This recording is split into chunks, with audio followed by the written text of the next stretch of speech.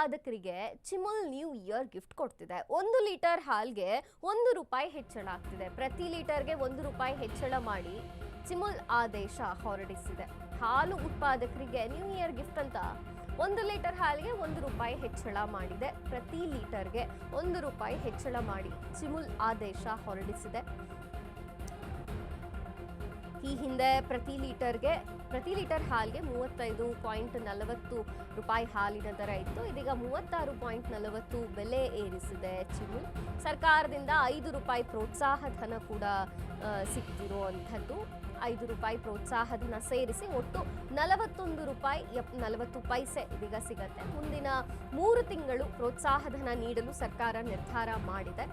ಹಾಲು ಉತ್ಪಾದಕರಿಗೆ new year gift ಆಗಿ 1 ಲೀಟರ್ ಹಾಲಿಗೆ ₹1 ಹೆಚ್ಚಳ ಮಾಡಿದೆ. 1 ಲೀಟರ್ ಹಾಲಿಗೆ ₹1 ಹೆಚ್ಚಳ ಮಾಡಿರುವಂಥದ್ದು. ಸರ್ಕಾರ ಕೂಡ ಇಲ್ಲಿ ₹5 ಪ್ರೋತ್ಸಾಹ ಧನವನ್ನು ಕೊಡುತ್ತೆ. ಮುಂದಿನ 3 ತಿಂಗಳ ಕಾಲ ಈ ಪ್ರೋತ್ಸಾಹ ಧನ ಮುಂದುವರಿಯುತ್ತೆ. ಸರ್ಕಾರ ಆದೇಶ ಮಾಡಿರುವಂಥದ್ದು.